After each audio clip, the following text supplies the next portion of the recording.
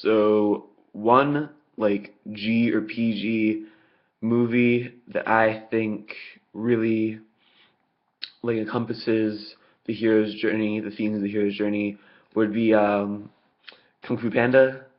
Like it's not really exactly like spot on, and like it's like happens in different ways, but I think it's in the end it's like pretty similar. So like the ordinary world, it shows Poe, he's just like a normal person. And then Call to Adventure is when he's like, oh, I like them, or whatever he's like, I like the Fantastic Five, or Furious Five. Yeah, that was it. And so he goes and he like goes to watch them, um, and then that's where he becomes the Dragon Warrior. That's where he's named the Dragon Warrior. And at first he's like, oh, I'm not a Dragon Warrior. This must have been a mistake. But then, and everybody else is like, oh, it's a mistake. But then he meets with Ugle, I think his name was, who's the tortoise, and he was like, there are no accidents. And he has like really cool quotable lines.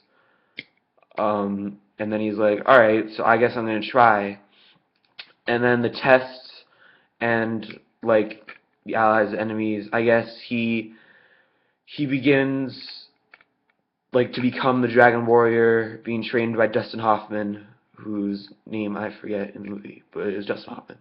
And like he begins training him, and Dustin Hoffman is equally at a journey figuring out like, oh, Poe actually could be the Dragon Warrior. He has potential. And then Approach the Inmost Cave doesn't really happen with Jack Black with Poe. It's the Furious Five. They go off and they fight the Snow Leopard guy, whose name I also forget. I probably should look that up first. I think it's Shifu. And they fight him, but they lose. And so the supreme ordeal is when the hero touches bottom after the Furious Five come back and they could not defeat him. He's like, I'm not as good as the Furious Five. How could I defeat him? So then, seizing the sword is when he kind of like gets the scroll of power, and that is supposed to hold the power, but it doesn't really have anything. So then everyone's like, oh, okay, so I guess we're gonna die. And then the road back is when Shifu, I think his name, comes back, and he comes to fight Poe. And he's like, you're a panda, what are you gonna do, big guy, sit on me?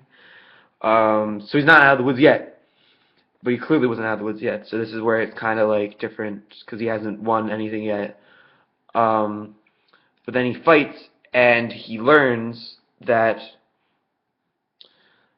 the resurrection is that it's not, there is no secret ingredient. The scroll is just a reflective surface, and it's seeing him as himself. So if he just believes in himself, he can have all the power he wants.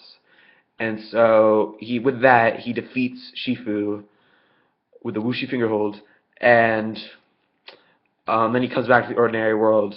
He returns with the elixir, knowing that to be the most powerful, you need to believe in yourself and believe that you can do it.